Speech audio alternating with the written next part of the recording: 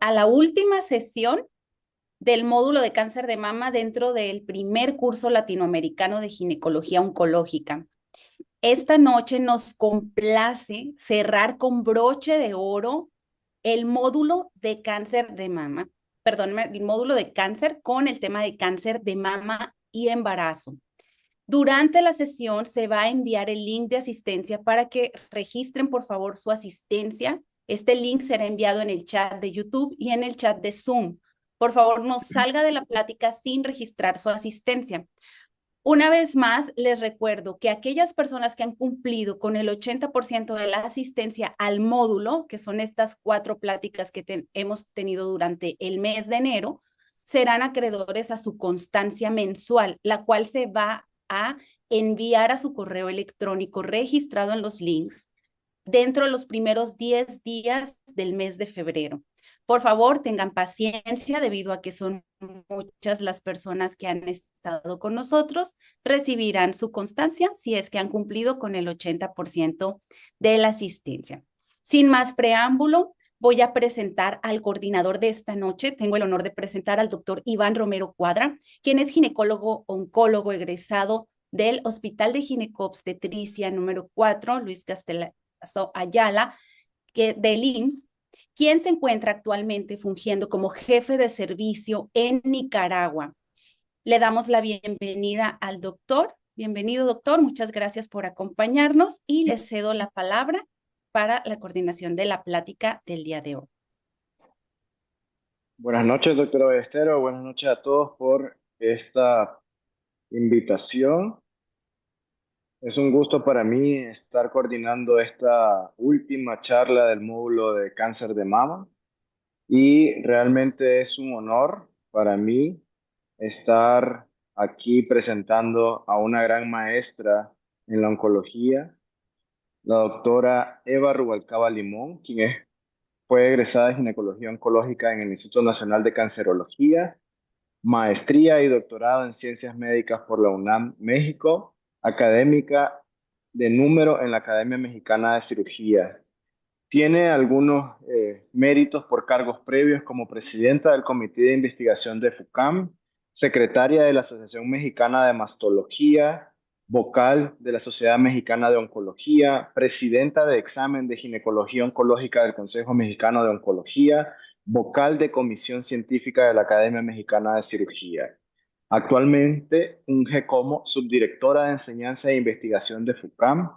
Es profesora adjunto del posgrado de alta especialidad en medicina de la UNAM, cirugía oncológica de la mama en FUCAM, tesorera de la Academia Mexicana de Cirugía, coordinadora de ginecología oncológica por la Sociedad Mexicana de Oncología, editora asociada de la revista de Cirugía y Cirujanos.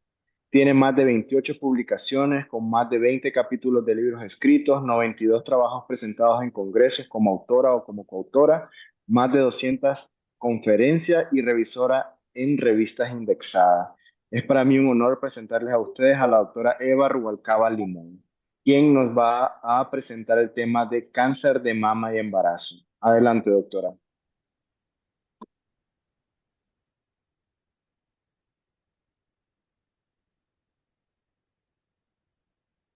Agradezco la invitación a este primer encuentro, primera actualización a nivel de Latinoamérica. Y la verdad es un gusto para mí participar con un tema tan importante que cada vez estamos viendo más pacientes con cáncer de mama asociado al embarazo. ¿Me permiten compartir pantalla, por favor?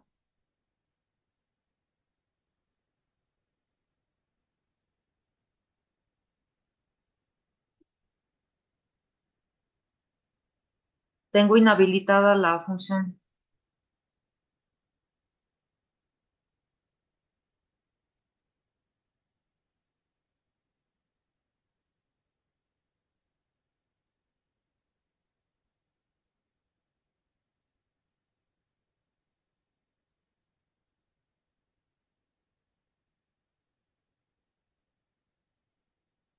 Un momentito.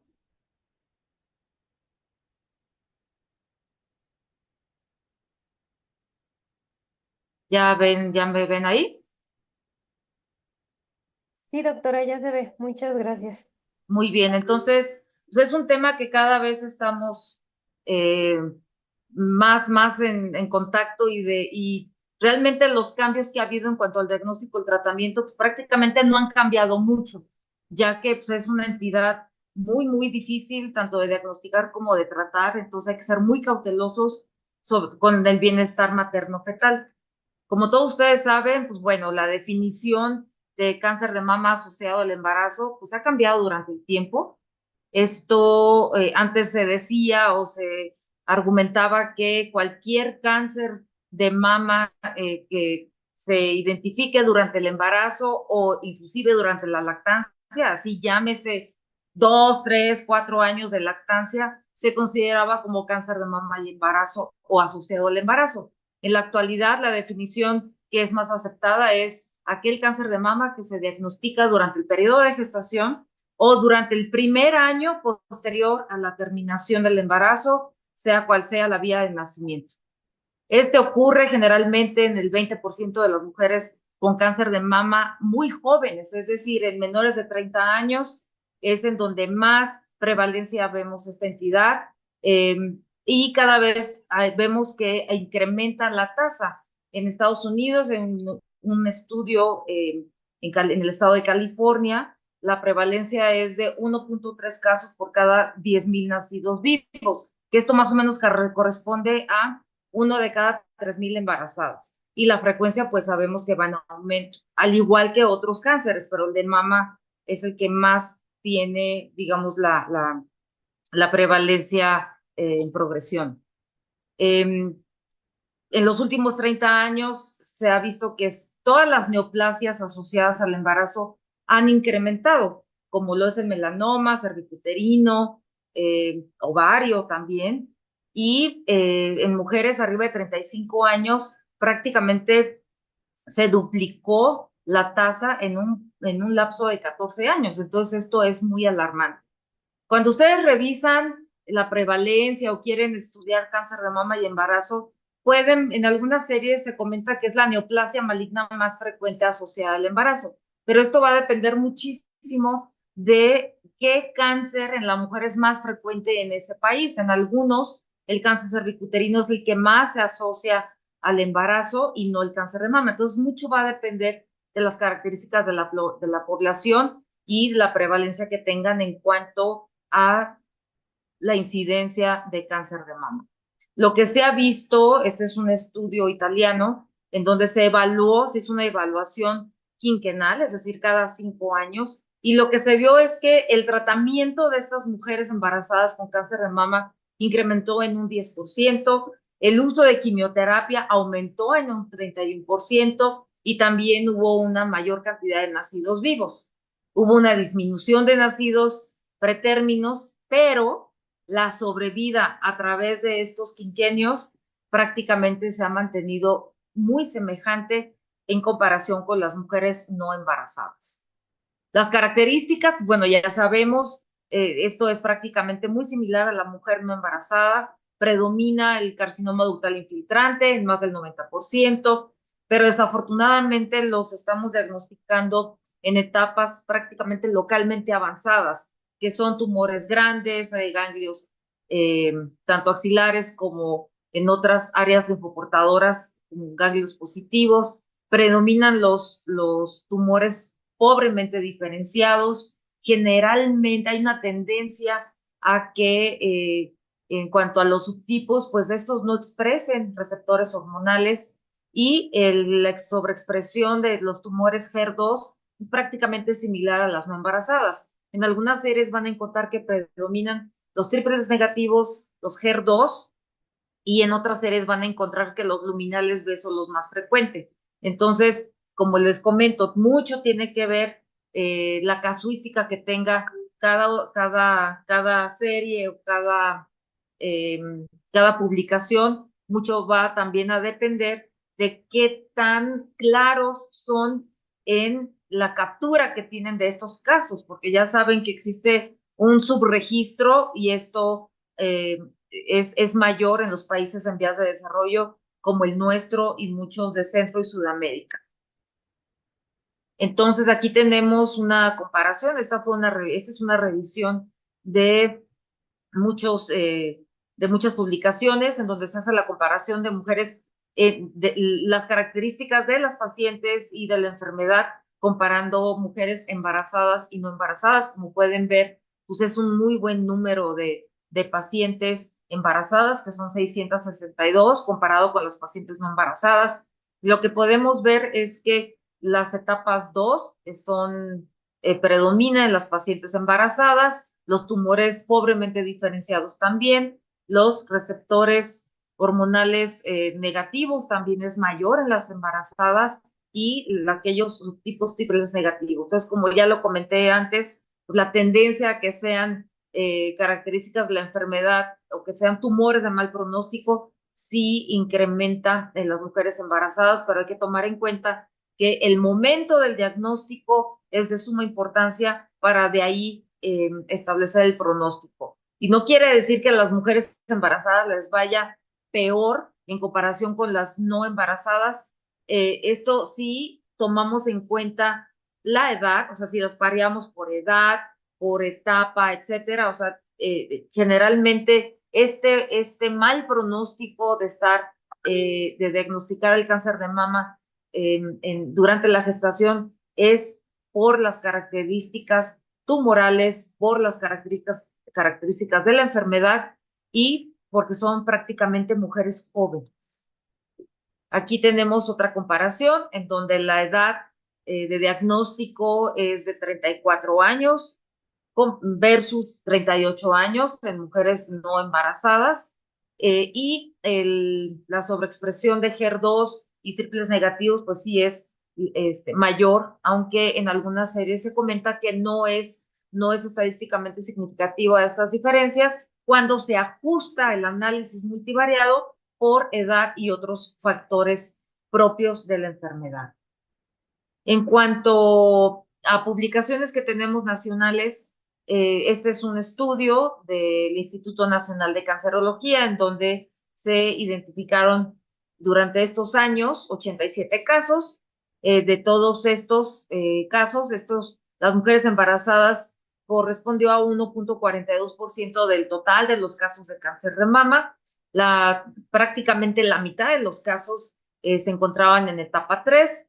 La mayoría de ellas, un 61%, no expresaban receptores hormonales, el 30% tenían sobreexpresión de HER2, muy similar a lo publicado en mujeres no embarazadas, y también el carcinoma ductal fue el más predominante. Aquí lo que llama la atención es que pues, el tratamiento médico fue muy, muy heterogéneo.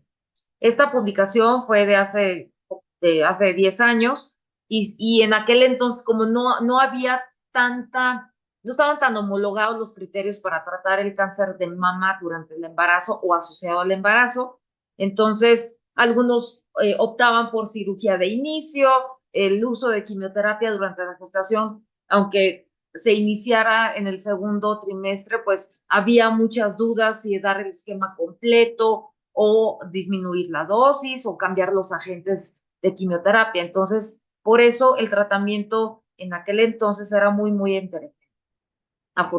La ventaja de hacer estas guías y este tipo de pláticas es que cada vez como que nos estamos poniendo más de acuerdo qué es lo que se tiene que hacer en cáncer de mama y embarazo. Entonces, ya estamos más de acuerdo cuándo iniciar quimioterapia, qué tipo de estudios realizar para diagnóstico, etcétera. Entonces, de ahí la importancia de estar repitiendo este tipo de conferencias y sobre todo que sea una guía para todos ustedes dónde buscar y tomar decisiones en forma multidisciplinaria.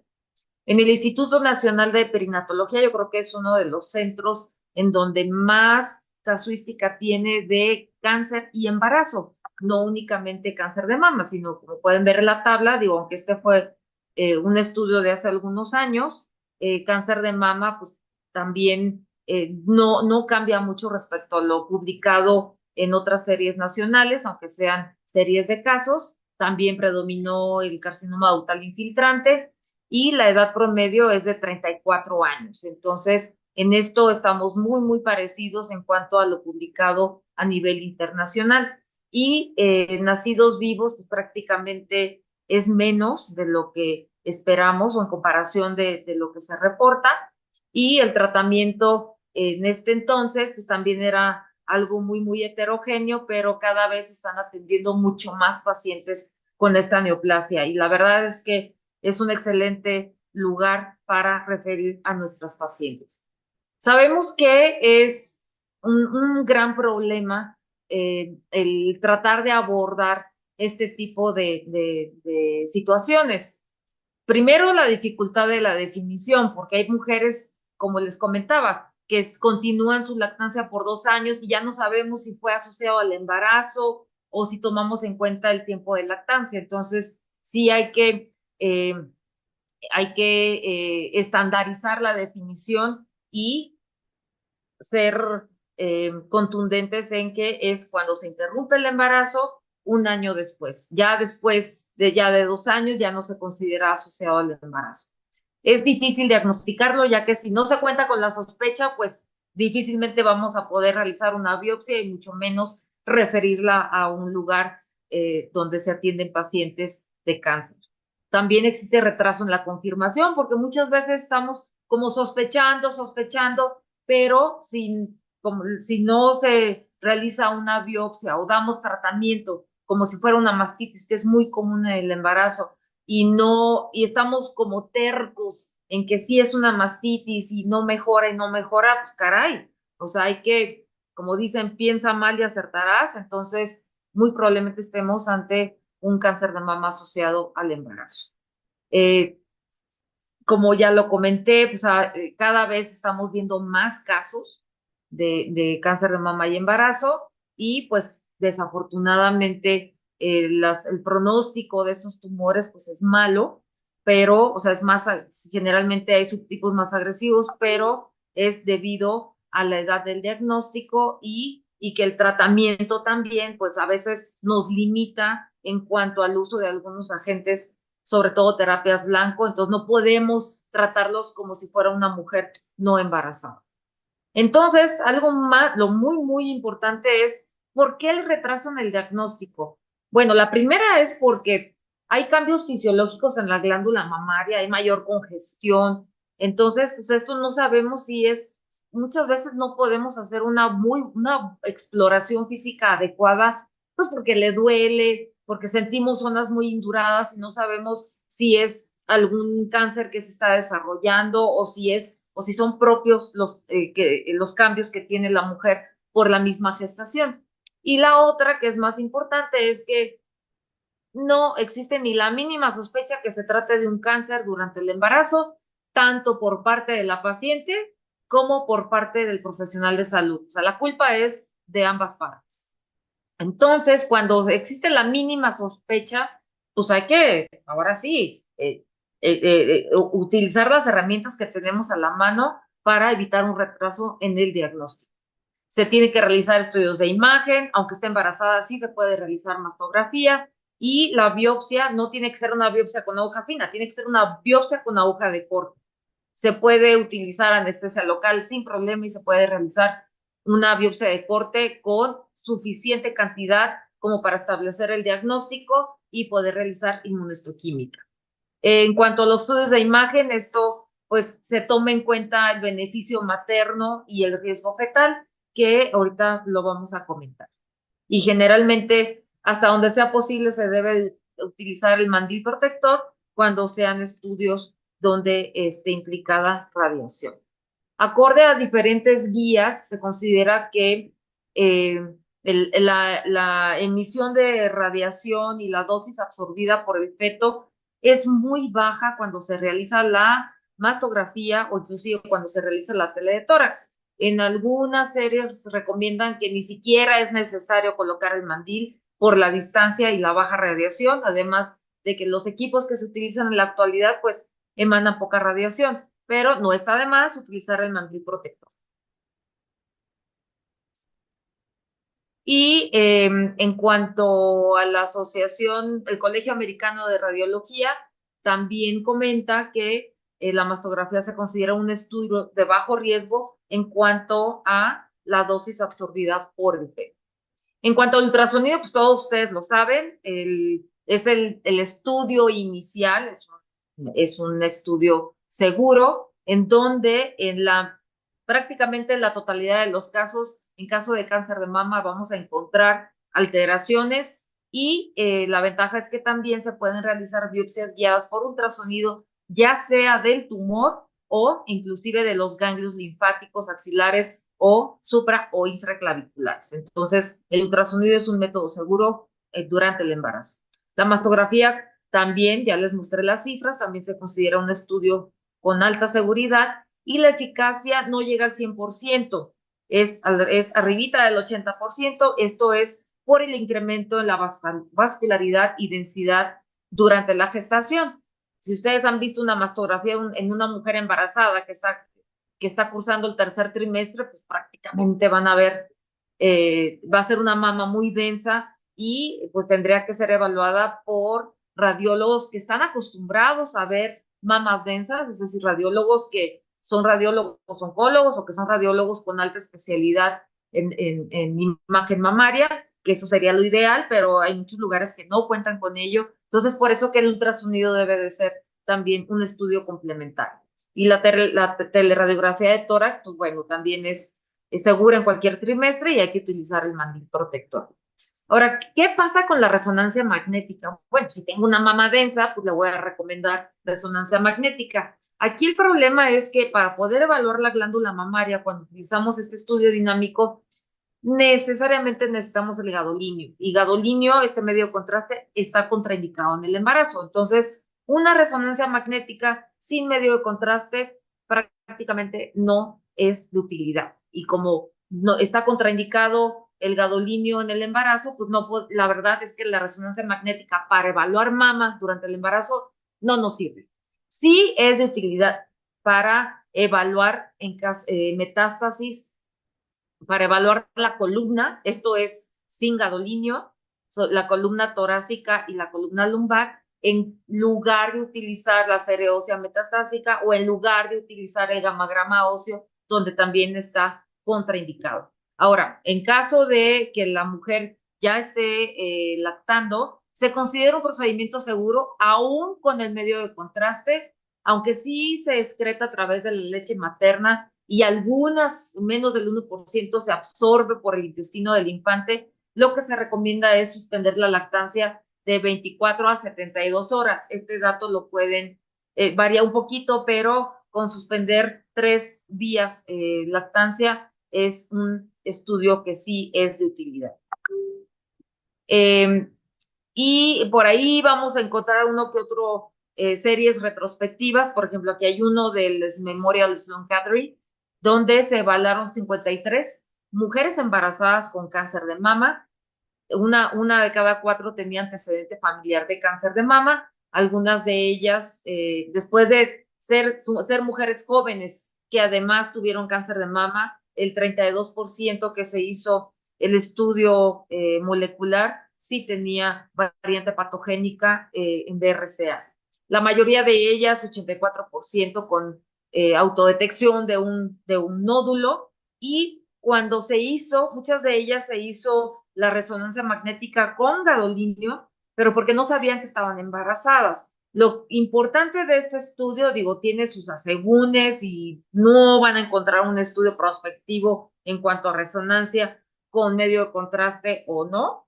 Esto ya no es ético. Lo que llama la atención de este estudio y lo que debemos de tomar es que hubo un 28% en el cambio del tratamiento quirúrgico. Si eran pacientes candidatas a cirugía conservadora, 28% ya tenían contraindicación porque encontraron una enfermedad más extensa o varios focos neoplásicos. Entonces, esto pues es muy similar a lo que sucede en la mujer no embarazada, y lo que tenemos que llevarnos es que la resonancia magnética en la mujer embarazada únicamente la utilidad es para evaluar metástasis a nivel óseo. Entonces, resumiendo, pues está contraindicado todo lo que emita altas dosis de radiación, como es la tomografía computada, como lo es el PET-CT, resonancia magnética con gadolinio y el gammagrama óseo.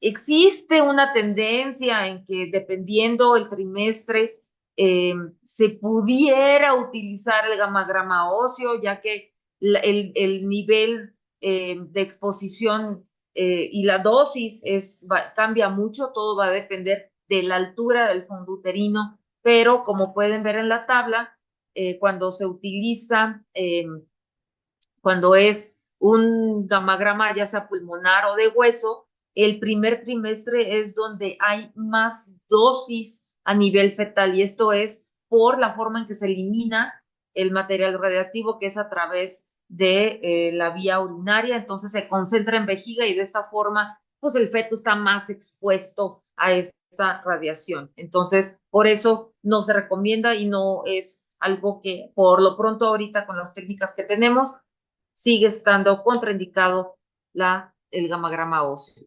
Entonces, resumiendo, en cuanto a diagnóstico, pues durante el primer trimestre sí se puede realizar biopsia, ultrasonido, mastografía, tele de tórax y resonancia magnética sin contraste. Esto es para evaluar si hay metástasis óseas. Y en caso de que se requiera contraste, pues tenemos que esperar hasta que termine el embarazo para realizar este estudio. Y como les comentaba, el gammagrama óseo actualmente no está indicado, pero hay una discreta tendencia a que en algún momento sí se va a poder utilizar dependiendo el trimestre y dependiendo la dosis del radionuclido. En las mujeres embarazadas, pues sabemos que a fuerzas tenemos que contar con un equipo multidisciplinario.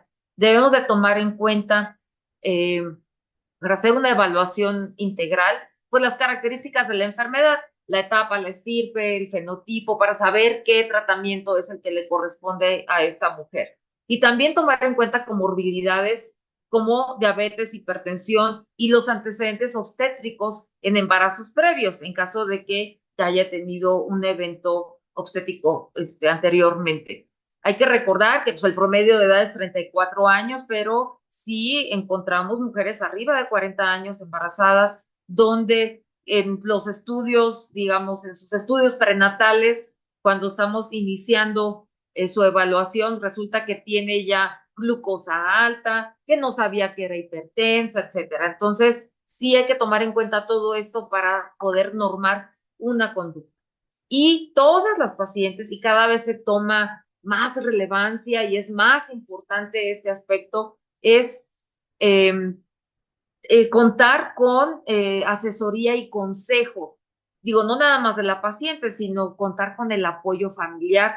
Una, para ver si es factible continuar o interrumpir el embarazo, que este punto lo voy a tratar más adelante, y ver las opciones de tratamiento acorde a las características de la enfermedad, comorbilidades y al deseo de la paciente. Entonces, tenemos que tomar en cuenta muchas otras disciplinas. Es un grupo oncológico el que debe estar a cargo, el gineco-oncólogo, puede ser el cirujano-oncólogo también, el oncólogo médico, el radiólogo para poder determinar y poder evaluar correctamente los estudios de imagen. Debemos de contar siempre con un gineco-obstetra que sea especialista en medicina materno-fetal. Debemos también estar muy en contacto con el pediatra, que va a ser el pediatra que va a estar a cargo de este niño, y siempre involucrar a la pareja o a la familia con apoyo psicológico. Lo mejor que se puede hacer con estas mujeres es referirlas a centros especializados en donde se cuenta con el equipo multidisciplinario y donde se cuenta con las herramientas necesarias para estar evaluando el desarrollo de este bebé. Entonces, aquí la recomendación es que se debe realizar una evaluación fetal cada 3 semanas, a lo mucho cada 4 semanas, y si es cada 2 semanas, dependiendo comorbilidades y el tipo de tratamiento, sería mucho mejor. La recomendación es que esta evaluación sea antes de empezar el tratamiento, antes del inicio de quimioterapia y previo a cada ciclo de quimioterapia, y si se cuenta con el recurso, pues realizar ultrasonido estructural para ver si para ver el desarrollo de este bebé y detectar oportunamente en caso de que existan alteraciones del desarrollo o inclusive malformaciones. Algo que se recomienda, digo, esto es con todas las pacientes o todos los pacientes con cáncer, pero más en estas pacientes que están embarazadas, es estos 12 puntos en donde llama la atención y donde tengo que hacer énfasis es que debemos de ofrecerle el tiempo suficiente para explicarle la situación, pros, contras. Hay que ser muy honestos, ver los beneficios del tratamiento temprano, en caso de que tenga un tumor que sea de mal pronóstico, pues ser honestos y hablar con la verdad y explicarle que su pronóstico pues no es bueno porque no podemos utilizar al 100% muchos de los agentes de tratamiento sistémico. Hay que proporcionar también información eficaz, orientarla y que acuda a grupos de apoyo, pero finalmente la decisión final es de la paciente y debemos de respetar lo que ella decida en cuanto a lo que nosotros estamos ofreciendo y cuál es el panorama materno-fetal. En cuanto al tratamiento quirúrgico, sabemos que es muy seguro durante cualquier trimestre, pero es más seguro a partir del segundo trimestre. La decisión del tipo de cirugía pues va a depender de la relación mamá-tumor, de la etapa del tamaño, si tiene afección ganglionar o no, etcétera. Lo que sí se recomienda es que a partir de la semana 28 pues ya debemos de utilizar métodos para inhibir las contracciones, debemos más bien utilizar topolíticos y una muy buena hidratación, etcétera. La mastectomía pues ha sido como la cirugía de elección, sobre todo en etapas tempranas, pero en comparación con la cirugía conservadora, pues no existe una ventaja en términos de sobrevida. Y en la actualidad, pues sigue siendo el procedimiento de elección en cuanto a cirugía se refiere. En la mayoría de las series está entre 70-80%, y en algunas otras se comenta que cirugía conservadora y mastectomía son muy similares. La cirugía conservadora, esta sí es importante hacer énfasis que sí se puede realizar en el segundo y tercer trimestre, pero sabemos que debe de acompañarse de radioterapia, la cual debe de ofrecerse ya que termine el embarazo. Y pues dicho sea de paso, la cirugía conservadora, si alguien ha realizado una cirugía conservadora en mujer embarazada, la verdad no es tan fácil porque por la congestión, están, eh, sangran muy fácil, tienen un mayor riesgo de complicaciones y además cuando tratamos de que quede igual que la otra mama, hay que tomar en cuenta que ya en el puerperio, pues esa mama va a disminuir la congestión y a lo mejor no es el resultado estético que aparentaba ser. Entonces, sí hay que ser muy cuidadosos cuando decidamos realizar cirugía conservadora en una mujer embarazada. En cuanto al tratamiento axilar, pues bueno, lo estándar o lo recomendado es realizar la disección de los niveles 1 y 2, pero la biopsia de ganglios centinela cada vez está teniendo mayor fuerza y pues prácticamente son de las mismas indicaciones de mujer no embarazada, que es cuando clínicamente, ya sea por imagen o a la palpación, no encontramos ganglios sospechosos, es decir, estamos ante una enfermedad N0. Lo que sí es, bueno, ¿qué procedimiento de ganglio centinela? Lo que se debe de evitar a toda costa es utilizar colorantes como azul patente o el azul de metileno. Esto está contraindicadísimo en la mujer embarazada. Lo que sí se recomienda es utilizar materiales radioactivos. Esto, la exposición fetal es prácticamente mínima y aquí el problema es, bueno, pueden ser, dependiendo del tamaño de la molécula, se puede utilizar cualquiera de estos dos materiales.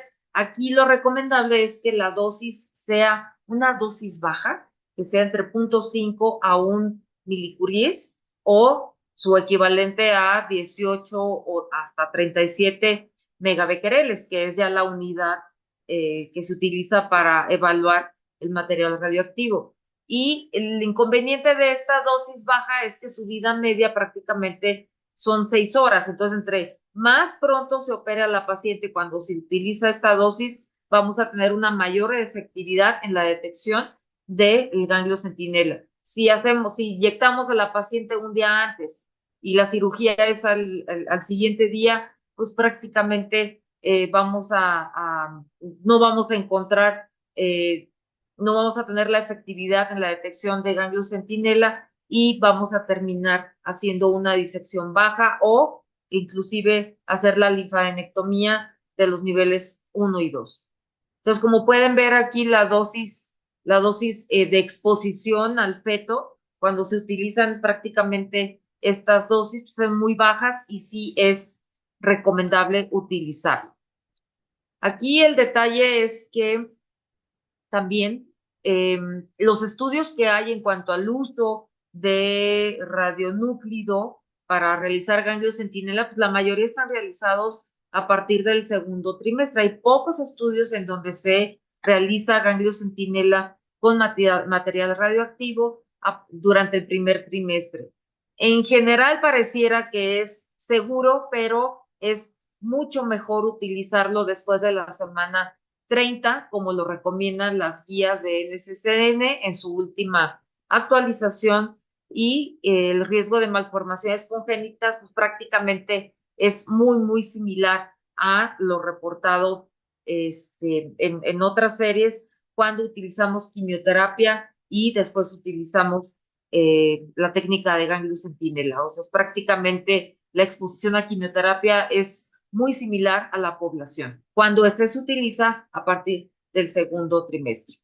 En cuanto a reconstrucción mamaria, pues no está contraindicada, también se puede realizar, cada vez encontramos más series en donde utilizan este método para mejorar la cosmesis, pero sí hay que tomar en cuenta que digamos, el cambio de expansor a implante, pues esto sí vamos a tener que esperar a que termine prácticamente el embarazo y a que termine el puerperio para ver realmente qué tamaño es el adecuado para lograr una adecuada simetrización o lo más que se parezca a la mama contralateral. Entonces, prácticamente el segundo tiempo de reconstrucción mamaria se recomienda ya después de terminado el embarazo. Ahora, en cuanto al tratamiento sistémico, pues las antraciclinas sabemos que son los medicamentos que se recomiendan. Hay que tomar en cuenta que la quimioterapia debe de iniciar a partir de la semana 14. Antes, durante el primer trimestre, está contraindicado cualquier tratamiento sistémico, llámese quimioterapia o terapias blancas. Ahorita voy a tocar un poquito de esto. Los taxanos no tiene mucho que se consideró que son seguros durante el embarazo. Antes estaban como muy contraindicados porque no había suficiente información sobre los efectos secundarios de este agente durante el embarazo, pero aquí se tiene que evaluar riesgo-beneficio, pero sí es un agente que ya se puede utilizar. Los platinos también, aunque son menos utilizados, hay menor evidencia. Sabemos que el uso de platinos, sobre todo cuando son subtipos triples negativos, pues tienen una mejor respuesta y pues bueno, pareciera que son seguros, pero realmente hay pocos nacimientos evaluados. Entonces también hay que tomar en cuenta riesgo-beneficio. Los anticuerpos monoclonales, la verdad es que estos sí están contraindicados por el desarrollo de malformaciones congénitas, anhidramnios, olidrapnios y malformaciones a nivel renal, a nivel del feto. Entonces, estos medicamentos, si tenemos la mala fortuna de estar con una paciente embarazada con cáncer de mama que sobreexpresa HER2, pues vamos a tener que esperar a dar este tipo de medicamentos hasta que termine el embarazo.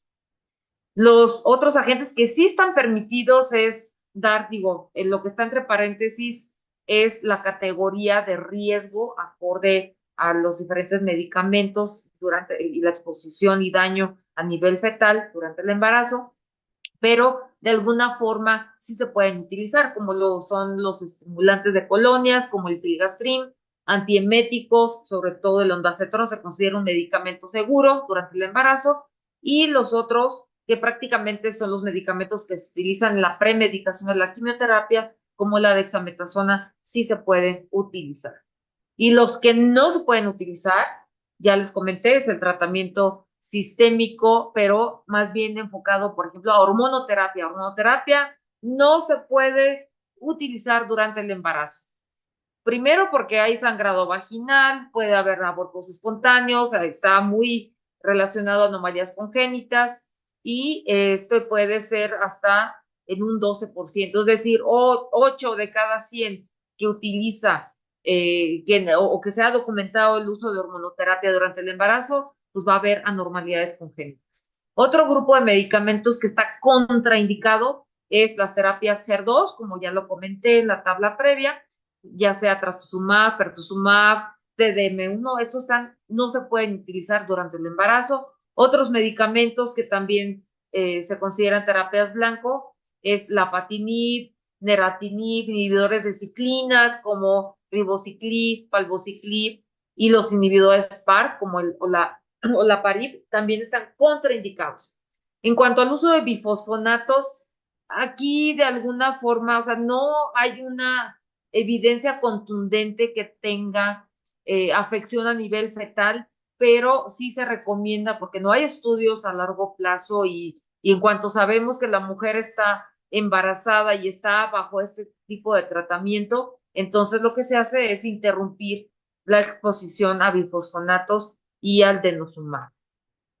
Entonces, las recomendaciones del tratamiento sistémico, pues primero es el manejo multidisciplinario, y siempre, siempre hay que tomar en cuenta e incluir al comité de bioética. Estas son decisiones en donde debe estar muy claro en el expediente cuál va a ser el plan y cuál es la decisión de la paciente, qué está bien y qué es lo más recomendable y qué es lo que es, cuál sería el plan de tratamiento durante el embarazo y después del embarazo.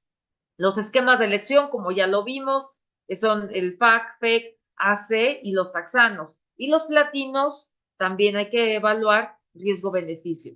Aquí la recomendación en cuanto al uso de quimioterapia, pues es que se debe de otorgar la dosis acorde al peso real y superficie corporal real, y ya sabemos qué medicamentos son los que están contraindicados. Y lo que sí se recomienda es que si la paciente se encuentra en quimioterapia, se debe de utilizar hasta la semana 35. Antes la recomendación era hasta la semana 37. Esto va a depender mucho de cómo vaya siendo la evolución del embarazo, o cuando tenemos ya la fecha probable de parto, ya no otorgar la quimioterapia 3 o 4 semanas antes. ¿Esto por qué? Pues para evitar complicaciones hematológicas por el nadir que puede ocasionar la quimioterapia.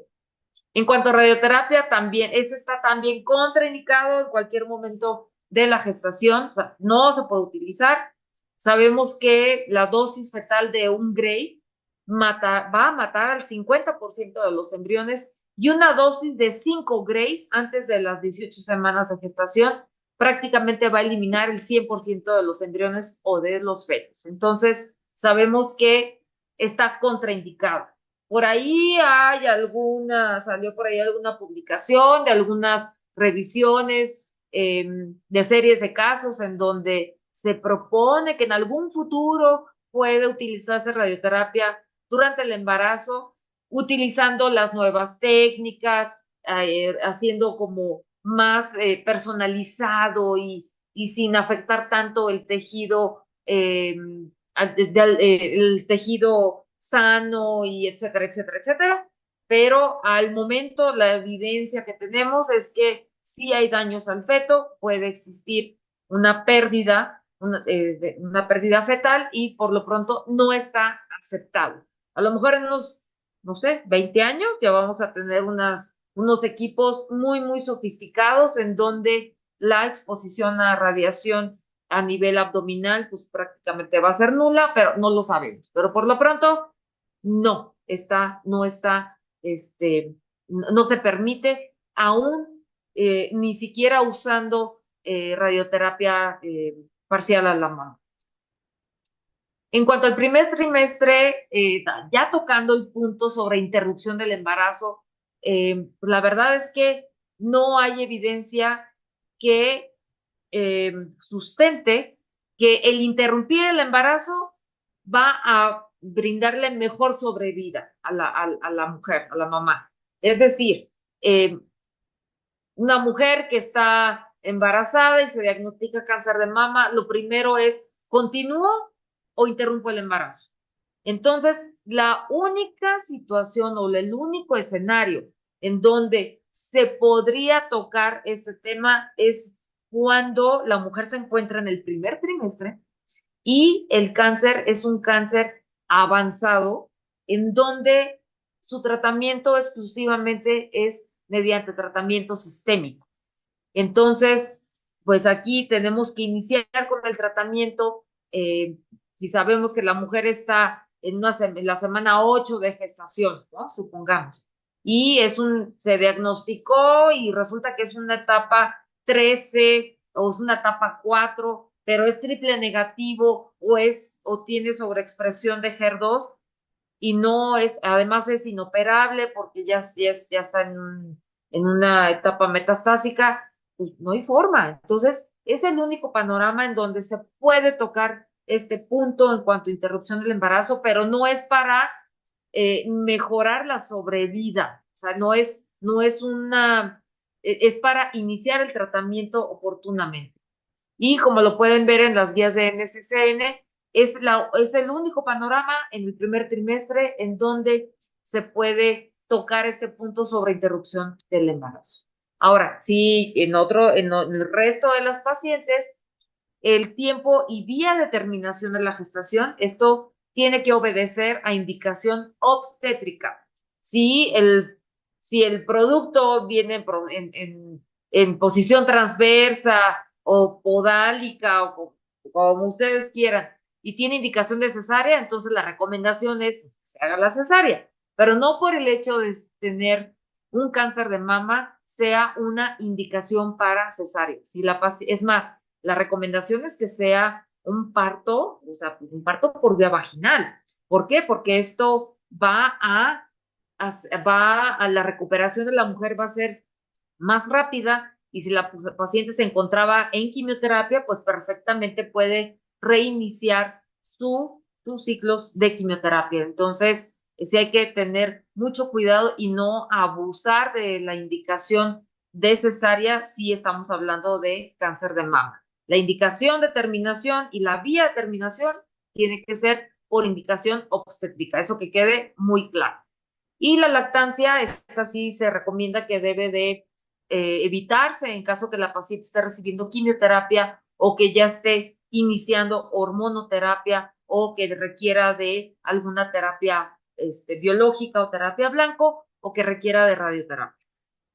Entonces, resumiendo el tratamiento, pues la mastectomía prácticamente se puede hacer durante cualquier trimestre del embarazo. Cirugía conservadora se recomienda a partir del segundo trimestre. Esto porque sacando cuentas, si es que no va a recibir quimioterapia, entonces va a ocupar la radioterapia y esto tiene que ofrecerse inmediatamente después de que termine el embarazo. De otra forma, pues puede utilizar quimioterapia adyuvante y ya que se interrumpa, ya que termine la quimio, pues puede continuar con la radioterapia ya sin el riesgo de exposición al feto. Y el ganglio centinela, pues pareciera seguro durante cualquier trimestre cuando se utiliza radionúclido, pero la recomendación y la evidencia que hay a nivel internacional es que se use después de la semana 30. Ahora, en cuanto al pronóstico, pues bueno, aquí se han estudiado, la información es muy controversial y se ha hecho comparación de aquellas mujeres que se han diagnosticado durante el embarazo y aquellas posterior al embarazo. Esto más bien está muy relacionado a las características de la enfermedad y al retraso del inicio del tratamiento. Y lo que ya vimos es que la terminación temprana del embarazo pues no va a mejorar la supervivencia, o sea, todo va a estar en orden del diagnóstico temprano y del tratamiento que se plantee acorde a las características de la enfermedad. Este es un estudio que se realizó en Suecia en donde se incluyeron 9.441 mujeres, en donde se compararon pacientes con cáncer de mama nulíparas, aquellas asociadas a embarazo y aquellas en donde se desarrolló el embarazo, donde se desarrolló el cáncer de mama de entre 2 y 10 años después del parto. Y lo que se vio es que las que estaban, el cáncer de mama asociado al embarazo, comparado con las nulíparas, pues eran etapas más avanzadas, tenían más prevalencia de tumores triple negativos y generalmente ocurría cuando el embarazo se desarrolla, el cáncer de mama se desarrollaba un semestre después del embarazo. El cáncer de mama en nulíparas contra aquellas que desarrollaron el cáncer de entre 2 y 10 años postparto, pues prácticamente las características tumorales fue muy similar entre ambos grupos. Pero aquí lo importante es que después de ajustar el análisis a todas estas variables confusoras, como fue la edad, el año, la educación, características tumorales, el mal pronóstico del cáncer de mama de las mujeres asociadas a embarazo, esto fue debido a las características tumorales adversas y no al embarazo en sí. Y esto lo podemos ver en las tablas que presenta esta revisión, que ajustado a las características tumorales y edad, prácticamente el pronóstico era muy similar a 5 y 10 años.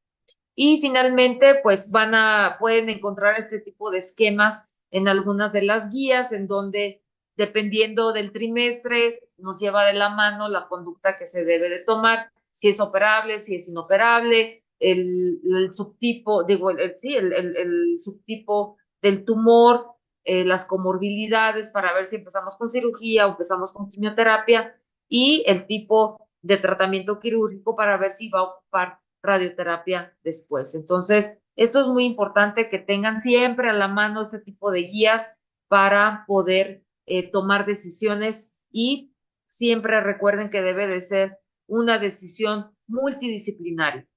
Y para concluir, pues bueno, sabemos que pues, se siguen diagnosticando en etapas localmente avanzadas, hay muy pocos casos de etapas tempranas y sabemos que hay muchos sesgos en la información porque pues la mayoría son estudios retrospectivos y muchos de ellos pues, son publicaciones no actualizadas.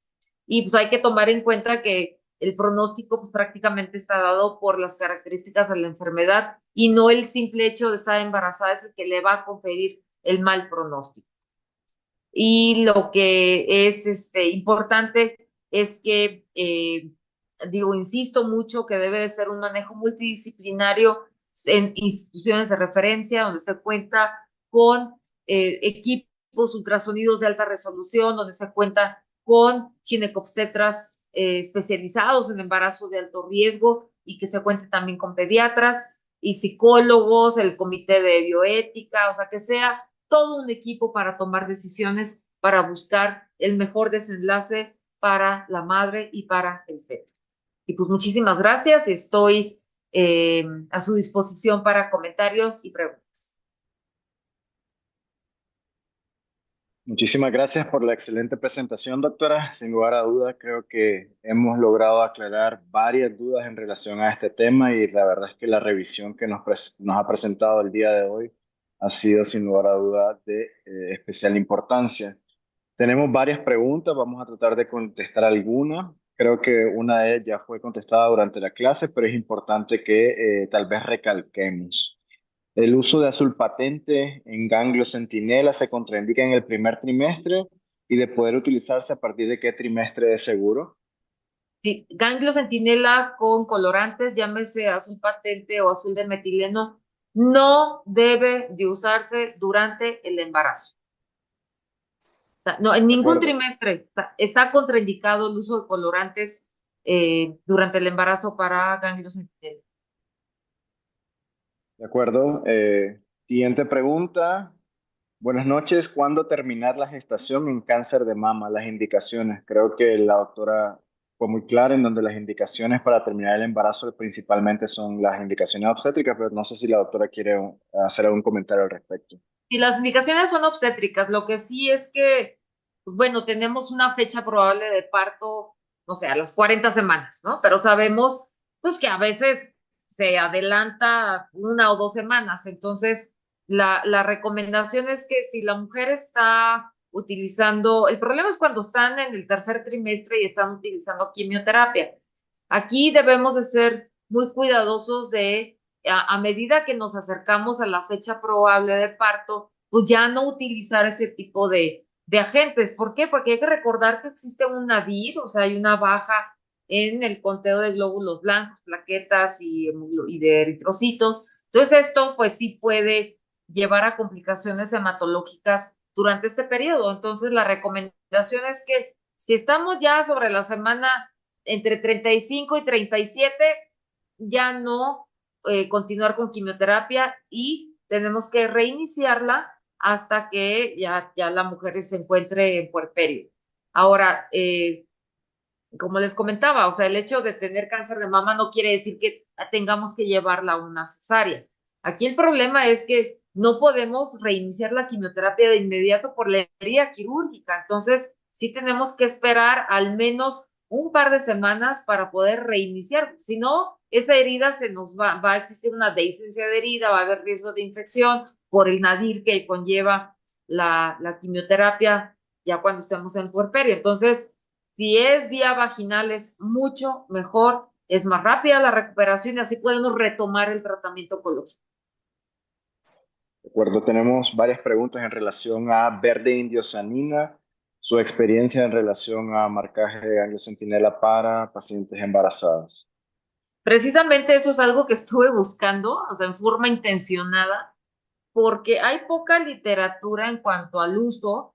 Pareciera que fuera, digo, los estudios que revisé fue eh, que realizan estudio de la placenta, etcétera, etcétera, y pareciera, porque no se ha utilizado prácticamente en cáncer de mama, se utilizaba para otras enfermedades y estando la mujer embarazada, pero la verdad es que no hay suficiente experiencia, no hay suficientes publicaciones. El verde de glucosamina no es un estándar para ganglio centinela en cáncer de mama. Entonces, mientras no exista evidencia suficiente, no se recomienda. Yo sé que hay algunos lugares donde es mucho más difícil utilizar radionúclido porque no cuentan con medicina nuclear. Es mucho más difícil conseguir el azul patente. Digo que no se debe usar en el embarazo, pero hablando de mujeres no embarazadas, o sea, y lo que tienen es verde de indiosanina. Digo que en muchos lugares es carísimo.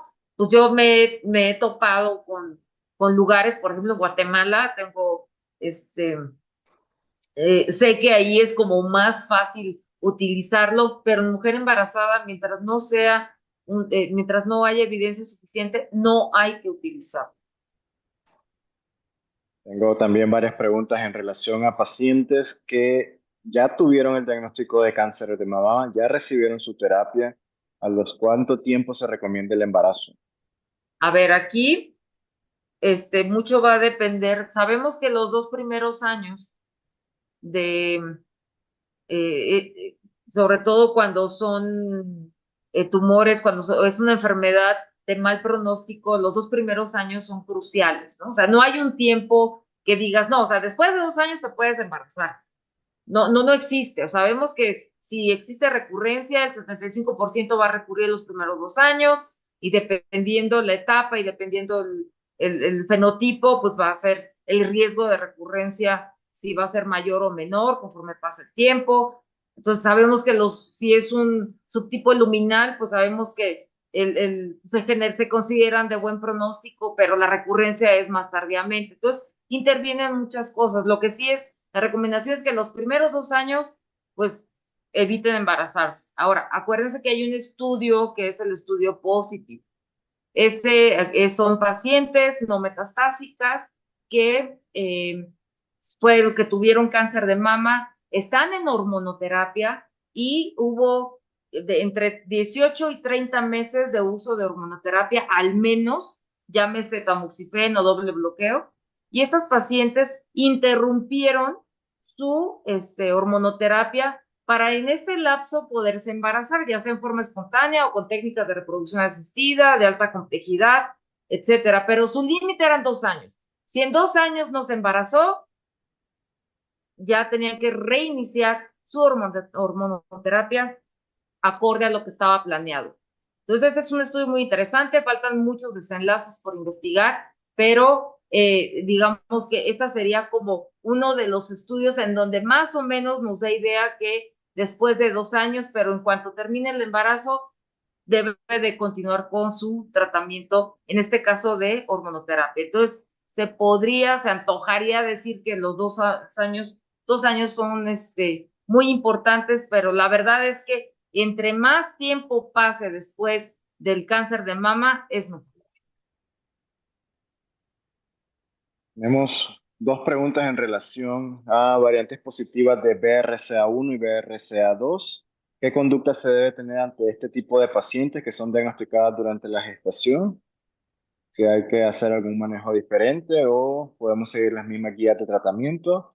Y la siguiente pregunta del mismo participante sería, ¿el marcaje prequirúrgico supone una exposición de radiación, lo cual está contraindicado en el embarazo?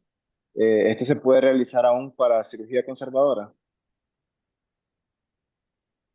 A ver, en cuanto a BRCA, a ver, prácticamente el 30, como lo vimos en uno de los estudios que les comenté, el 35% de las mujeres con familiares, o sea, que se consideraba como de alto riesgo y se hicieron el estudio molecular, una de cada tres prácticamente sí tenía una variante patogénica en cuanto a BRCA. Entonces, pues digo, son mujeres jóvenes que tienen cáncer de mama y pues la conducta prácticamente debe de ser la misma. Obviamente, si está embarazada, pues se debe de tratar como acorde a lo que corresponde y la mastectomía reductora de riesgo pues, se tiene que hacer. O sea, esto es igualito que en la no embarazada. Y ya después, ya cuando tenga 40 años, si es que es BRCA1, pues ya tenemos que estar viendo la posibilidad de hacer oforectomía. Y si es BRCA2, pues a partir de los 45 años. El manejo es igual. Ahora, al revés, si tenemos una mujer que sabemos que es BRCA1 o BRCA2 o algún otro gen que tenga una variante que se sabe que incrementa mucho el riesgo de cáncer de mama, se ha visto que, como sabemos que el embarazo hasta cierto punto confiere cierta protección, se ha visto que aunque se embaracen, no disminuye el riesgo. ¿Por qué? Porque ya tienen la mutación. O sea, ya tienen esa alteración genética y embarazadas o no, no va a cambiar el riesgo de desarrollar cáncer de mama. Y en cuanto al marcaje, pues sí, sabemos que va a existir una radiación, pero es similar a lo que se emite cuando se realiza una mastografía. Si yo tengo una paciente embarazada con cáncer de mama o una lesión sospechosa, entonces le voy a colocar su mandil protector y voy a hacer la colocación del marcaje, ya sea, si se ve por ultrasonido, pues qué bueno, ya no la estoy radiando, pero si son microcalcificaciones o únicamente, o a fuerzas tenemos que usar esterotaxia para poder colocar ese arpón o esos arpones, claro que se puede hacer. Claro que sí, o sea, debemos utilizar el mandil protector, pero no es contraindicación la colocación de marcajes en la mujer embarazada. Excelente. Ya para finalizar, una última pregunta de nuestros participantes y poder finalizar esta importante sesión académica es en relación a el impacto del retraso en la quimioterapia en este tipo de pacientes. Ok, bueno, si va a depender la semana en que se diagnostica el cáncer de mama. Si es una mujer que tiene, no sé, 10 semanas de gestación y se diagnosticó cáncer de mama, pues prácticamente tendríamos que esperar unas 3 semanitas para poder iniciarle la quimioterapia, que en ese tiempo es prácticamente cuando se realizan los estudios de extensión, va con el psicólogo, o sea, nos da tiempo perfectamente de hacer una correcta estadificación. Si la mujer está ya en el segundo trimestre, sin problema puede iniciar quimioterapia ya en cualquier momento del segundo trimestre. Ahora, ¿qué tanto va a retrasar? Pues realmente, pues sí, es el retraso, la verdad es que no es ni tanto, porque a lo mucho sería a lo mejor un mes o un mes y medio, que no nos va a cambiar mucho nuestro tratamiento. Ahora, si es una enfermedad, un tumor que es operable de inicio, pues empiezo con la cirugía. O sea, no necesariamente tengo que empezar con quimioterapia. O sea, si la mujer tiene 8 semanas de embarazo, que difícilmente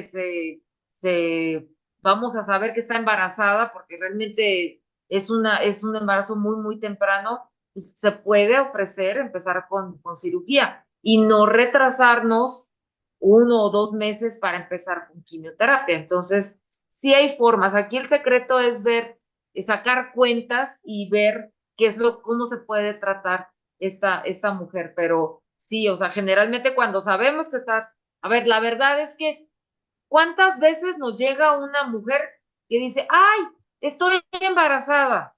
Pues es porque ya tuvo un mes y medio de retraso o 2 meses, o sea, no es tan fácil que diga, ay, tengo una semana de retraso y estoy embarazada. O sea, la verdad no es no nos llegan pacientes así. Entonces, no es tanto el retraso, generalmente son pacientes que ya tienen un poquito más de tiempo, de semanas de gestación, y prácticamente ya estamos muy cerca de la semana en la que podemos iniciar quimioterapia. De acuerdo, la verdad es que ha sido una sesión de mucho provecho para todos nosotros. La verdad es que no podríamos haber tenido una mejor presentadora del tema, doctora Rubalcaba. Muchas Excelente gracias. presentación, fue magistral toda la revisión que hizo y creo que las dudas han quedado muy claras en relación al tema. Agradezco al comité organizador por permitirme ser el coordinador de esta última sesión del módulo de cáncer de mama y a todos buenas noches y esperamos que sea de provecho. Pues agradezco mucho su coordinación, doctor Romero, y también agradezco mucho la invitación a participar en esta última parte del módulo. Agradezco a la doctora Ballesteros, a la doctora Lara y también pues a la Escuela Latinoamericana de Oncología, que de alguna forma pues estuvo muy al pendiente y apoyando pues que se lleve a cabo esta actualización a nivel Latinoamérica. La verdad estoy muy contenta, los felicito y espero seguir participando en un futuro en eventos académicos futuros. Buenas noches. Pues muchísimas gracias al doctor Romero por la coordinación y a la doctora Eva Rubalcaba por esta excelente ponencia, la verdad magistral. No cabe duda que cerramos con broche de oro el módulo de cáncer de mama en este primer curso latinoamericano de actualización en ginecología y oncológica. Me da mucho gusto que hayan podido participar y que estén todos conectados aún. Esto no se termina, seguimos con el siguiente módulo a partir del siguiente martes y en esta ocasión me despido. No olviden, por favor, registrar su asistencia antes de salir de la sesión, puesto que ya no será enviado posteriormente. Muchísimas gracias de nuevo. Gracias, doctor Romero. Muchas gracias, doctora Rubalcaba. Preciosa presentación. Muchas gracias. Buenas Buenas noches. noches, un Buenas gusto. noches. Hasta luego.